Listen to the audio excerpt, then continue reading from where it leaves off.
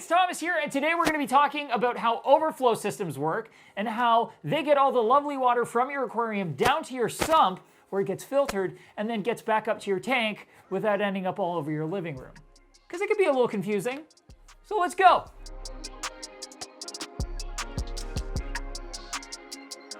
So first, on the most basic level, let's talk about what an overflow is. So basically, an overflow is a method of allowing the water in your aquarium to leave so that as you fill an aquarium up, it can never come up over the edges of the tank. It rather goes down the overflow, which is essentially just a hole. And why you need that? Well, in very specific situations. So if you're going to have a sump filter on your aquarium, and a sump very simply is just a box of water under the tank, just a place for water to be below the aquarium. You need a way to get the water from the tank down to that box, and that little hole in the side allows you to do that. It allows the water from the tank to flow out of the hole down to the box. But how, why, where, when, what does it look like? I'm going to show you. So I'm going to draw for you the simplest version of an overflow. It's not even going to look like much. So if we're looking at a tank head on, you've got the walls of the aquarium, and then the top is open. What an overflow is, on the most basic level, is just a hole in the side of the tank at the height, essentially, that you'd want the water to leave in this instance. We're putting it in the side of the tank because this is just the easiest way to do it. So you've got the hole there, and you put a bulkhead in place. And a bulkhead, while I'm explaining this, a bulkhead is basically... Okay, so we can think of a bulkhead as essentially a hollow nut and bolt. So the bolt part of it is a tube, and it's hollow all the way through, with threading on the outside, and then a large round and flat kind of head at the top. And what that does is it sits against the side of the aquarium right here, like this. And then there's going to be a seal ring that sits right here. And that seal ring presses up against the glass so that water can't leak around the bulkhead. Then on the opposite side, there is, and they will have almost like a hex shape so that you can get a wrench on it easily, a cap. And that cap threads over top like a nut would, and it will go all the way down until it clamps on the opposite side here. So it's holding tightly against both sides of the aquarium, and sometimes you'll have a O-ring on both sides, but most often the O-ring is going to be on the inside of the aquarium so water cannot leak out around the threading and go out. So that bulkhead is going to be sitting on the side of the tank. Then you'll have some kind of tubing, whether it's hard or soft, that goes down like this. So it's pretty easy to imagine now that if we were to just keep filling this tank with water, okay, we just keep filling it up, the water's going up and up and up. Eventually, we're going to get to a point where as this is filling, the water is not going to go over the edge of the tank because we have a hole in the side of it. It's going to start flowing down this pipe. That is the most basic overflow. Basically, as we fill the tank with water, just pouring water in, instead of the tank overflowing over the edge of the aquarium, it's going down the overflow that we've put in the side of the tank, and it goes down to your sump or whatever it is you have down there. Sumps can range dramatically in how they appear and how they function, but at the most basic level, it is just a container of water. And what we would do is we'd have this tubing going down like this into the sump at the bottom, and the water's just going to go all the way down and start filling our sump up. And your sump you usually want to maintain at a specific level, and you'll mark it off. And let's just say that level for us is right there. So this is what the system's going to look like. This is what your basic overflow system looks like. We're missing a component though, and that's how to get the water back up to the aquarium. Because the water's going to flow out until it gets just past that bulkhead, and then the water's going to stop because it's below the bulkhead. The aquarium's just going to sit there, and then the sump will have all the water in it that it's going to be able to hold. So how we get the water back up to the tank, I'm just going to move some of this water out of the way so I can draw a little pump for you, is just a water pump. So this is our water pump. That's where the water's flowing in, and then we've got a little spigot at the top, and it's going to send the water back up to the tank. I'm just going to have it coming up over the edge. There's lots of different ways to hook that up. We can even drill another hole above that one to have it go in, but I'll show you some of that stuff later. So then we're going to start sending this water. We turn it back on. We're going to send this water up to the aquarium. It's going to go all the way up and start pouring in again. As it pours in, it's going to raise the water level in the tank. It's going to go down the overflow and come back to the sump. As you pump water out of the sump, the water level in the sump is going to drop a little bit. It's going to drop the amount of water that it requires to get the overflow working. So whatever distance of water up here is required to get it down the overflow, you're going to lose that out of the sump. And then whatever water is in the lines, that water is not going to be in the sump. That water is going to be traveling now. If we were to cut the power off, then the water level in the tank ends up dropping past the bulkhead, and that water ends up filling up in the sump. So basically, what's happening is our pump is pushing water from our sump, draining the sump, giving it to the aquarium. The aquarium's filling up because the water in the sump is going all the way up to the tank. It's filling up, it's hitting that overflow, and then it's just going down the overflow back to the sump. This is a sump system and an overflow system in a nutshell.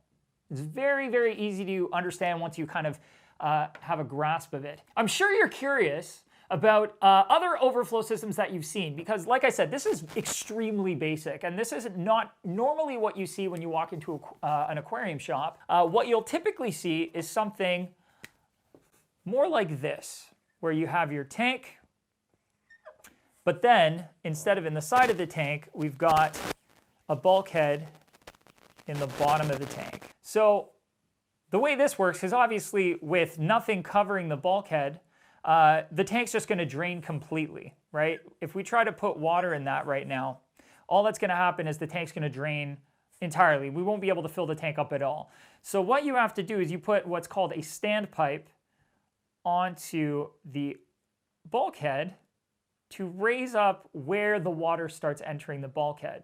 So if it's there, then what we're going to have is as the tank fills, we're going to have the water go up to the point of that pipe, like this. And then as it goes past the pipe, it will enter the pipe and drain down and come out the bottom of the pipe. So that standpipe is a very, very basic version of a bottom drilled tank, but what I want to show you is what you'll typically see when you go to an aquarium shop. What you'll normally see is a built-in overflow panel that's going to hold the water away from that pipe.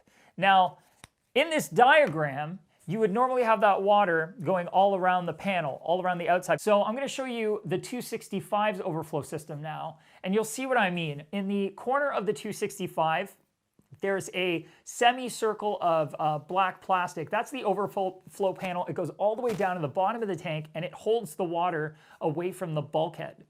That panel also has slats right at the top. So that overflow panel, which is also called a weir, that weir is where the water is going to enter the panel, flow down to where the bulkhead is. The standpipe is still back there, and that's to basically quiet the water as it enters. Because if you could imagine, if there was no standpipe, that water as it enters the overflow weir is going to, now you got to imagine that this has got little holes in it. As that water enters the overflow weir, it's got to go all the way down here and it's going to crash at the bottom. So you'd be listening to what sounds like a waterfall constantly. So what they do to stop that is add that pipe, that standpipe, so that the water fills first. Your overflow is going to be full of water, like this. So that water is only traveling a small distance, this tiny little distance here, and it's a lot quieter. You're not going to hear it nearly as much. And that's how that works. So that overflow weir, it's a lot prettier to have that overflow panel. It hides the plumbing, so you're not looking at the plumbing. If you put a black background on the aquarium, the overflows are very often black. It's just going to be a black background, and that makes it for a really nice backdrop, a lot nicer than having a pipe sticking up in the tank. So that overflow weir is what you will typically see. And it's going to operate the exact same way going down to the sump. Now, I'm going to make this sump slightly more complicated. Sumps will often have a spot in them that allows the pipe to be attached so that you've got a pipe going down this way. And then that water is going to enter the sump here. I'm going to omit any kind of filtration. And then sumps will often have baffles in them. And baffles are there just to help direct the water through one section or another and give you different kind of compartments for where you put your media and stuff like that. So as it enters the sump, it's going to come down. Our sump level, let's say, is going to be around here. So the water is going to come down. It's going to enter the sump. Then it's going to travel. Actually, sorry, the sump level has to be up here. Whoa, because it's got to be at least the height of the baffle. So it's going to travel over the baffle, under the baffle, over this next baffle, and then into the last compartment here. So that's going to be the path of travel for the water. We're forcing it through there in that way on purpose. That's going to help with saltwater systems from preventing bubbles from getting pushed through the pump back up to the tank. And more importantly, like I said, in the sump, it's going to help create compartments where you can put separate things. So you could put a protein skimmer in one spot and some media in another spot, or different equipment like other types of reactors and so on and so forth. And then the last compartment is typically where you're going to put your pump. Depending on how the sump's laid out, it's not always going to be left to right or right to left. Sometimes sumps actually from the top, you'd see it goes from one compartment to another compartment, then back, and then the pump's on the same side. That's usually for peninsula systems. So you'd have your pump down here, and it's going to push water back up. So on these types of systems, we will often also have a second hole drilled, so a second bulkhead behind the overflow panel. So we're going to put a second bulkhead here, and I'm going to keep it nice and skinny, but it would have a pipe that goes like that, goes past the overflow. It's going to be a solid pipe. It's going to go to the output on the overflow panel. So on the 265, which I'll show you, the output is a pair of duckbills with some flexible hard tubing in the form of lock line. That's so that the return is also hidden behind the overflow. You don't have a separate pipe coming up from the back. You don't have a separate pipe coming up and over the aquarium, which kind of muddies up the look. So it's just going to pop into the tank like this and allow the water to come in through there. So far, we've basically just talked about drilling holes in aquariums. I also do want to mention that it is possible to use an overflow system on a tank that is not drilled without having to drill it. And they're a little bit more complicated. There's more components and there's different ways of doing it, but there are hang-on overflow boxes that will help bring the water over the edge of the tank and down to the sump and act the same way that hole does. Personally, I try to avoid them because putting a hole in the tank is kind of a guaranteed way to make sure the water can never overflow onto the floor, because the water can only go out before the top of the tank, whereas those hang-on overflow systems, the water has to travel over the edge of the tank in that overflow box to get down to the tank, which means if that ever fails for whatever reason, the siphon breaks, etc., the water could overflow the aquarium if the sump is still being, water from the sump is still being pumped up to the main tank. So maybe in another video I'll cover those, but if you don't have the ability to drill your tank or don't want to drill your tank or don't want to get a new drilled tank, you can definitely still end up with a sump system using one of those hang-on overflow boxes. But what I do want to say is if you do not have a drilled tank, So here's our aquarium. It's not drilled, and you have to get it drilled. You can either drill it yourself, take it to a local aquarium shop to get it drilled. There are some people, aquarium maintenance services and stuff, that will come to your house and drill them for you. But it's safest always to drill an empty tank. You don't want to drill your tank if it's full of fish and water, although possible, and I have seen it done. Very, very dangerous. So I try not to do it. So drilling the tank, most aquariums are going to be tempered on the bottom. There are some that are not. When we get to larger tanks, that's going to be the case almost exclusively, and side panels as well. So the long panels of the aquarium, because of the length of them, adding extra rigidity is quite important, especially when we're dealing with large tanks and large volumes of water, because there's a ton of pressure. You cannot drill a tank that uses tempered glass. But if the tank does not have tempered glass, which if you do not know if your tank is tempered or not, contact the manufacturer and find out before you ever try to drill it. You don't want to break a tank for no reason. Typically, you're going to end up drilling a side panel on the aquarium because a lot of tanks that have a tempered bottom won't have tempered sides up until you get to a certain size. So if we're going to do the side of the tank, like the first diagram here, we'd put the bulkhead in the side. It could be in the back or the front panel as well, but we're going to do it in the side here. There is another overflow weir or overflow box you can use in this instance because we're not using a full panel that goes down to the bottom of the tank, but we'd still like to hide that bulkhead and hide any kind of piping and keep it looking nice and clean. That overflow box is just going to wrap around like this and kind of hold against the back of the tank. I'm going to try to draw it here in 3D for you, but essentially it's going to look like this. So it's going to be a box like this that sits inside of the tank, and then it's going to have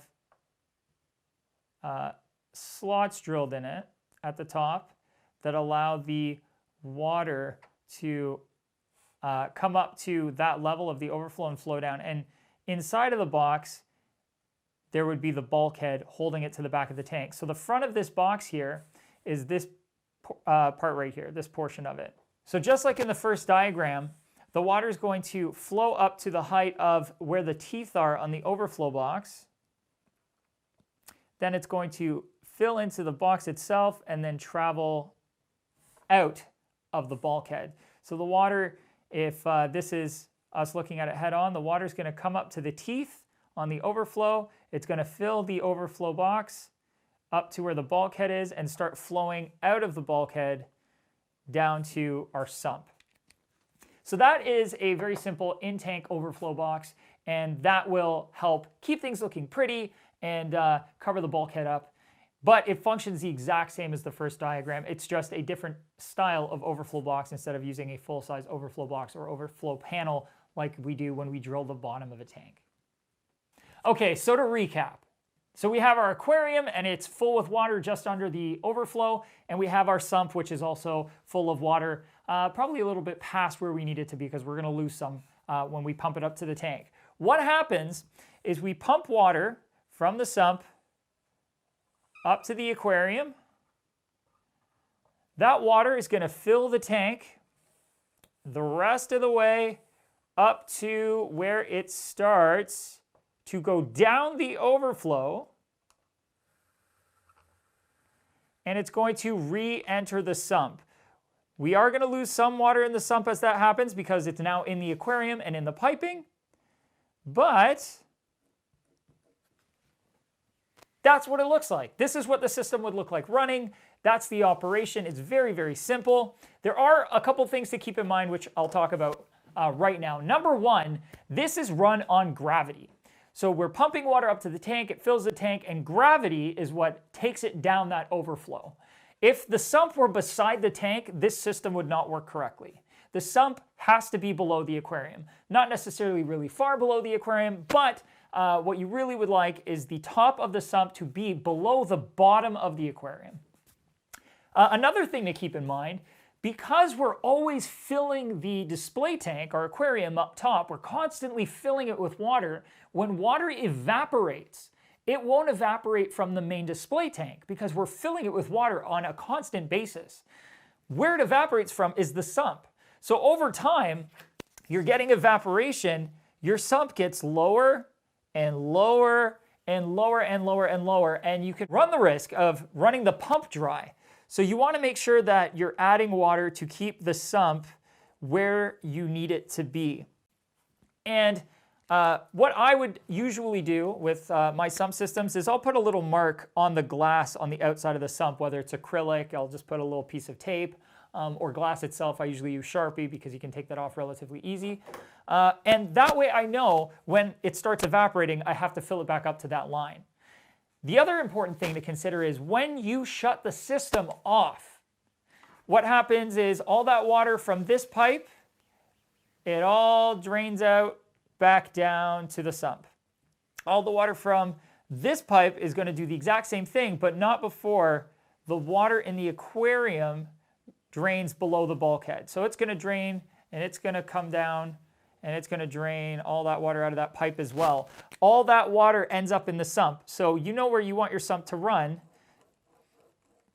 Your sump also has to be large enough to accept all of that extra water. And it's going to be past where you want to keep it filled up to keep the pump covered and to make sure it's running effectively.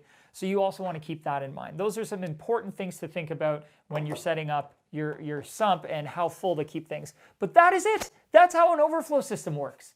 It's super simple. It can get a lot more complicated just based on different types of overflow boxes. There are different types of ways to set up an overflow system. This is just a very simple drain return setup, but I can go over some other ones in the future, like the Herbie method or the Bean Animal method, which involve multiple drains, and there are ways to keep them quieter based on using bulkheads to throttle the drains and stuff. But that's for another day. I just wanted to give you guys a quick tutorial on how overflows work because I get a lot of questions on it. So I hope this was super informative for you. If you do have any questions though, drop those down in the comment section below. Maybe let me know what you'd like to see me talk about next time in this sort of format. What can I help explain, shed some light on, educate? That's what I'm here for. So yeah, and if you haven't, reach out to us on social media. Check out our Instagram. We have tons of eye candy for you. Maybe even subscribe and check out our builds and hang out here with me doing some fun aquatic stuff because aquariums are cool and they're fun and they're exciting, and also we got to keep on tanking, and I can't do that without you. Otherwise I'm just tanking by myself, and what is tanking alone? It's not as good as tanking with everyone. I want to tank with you guys.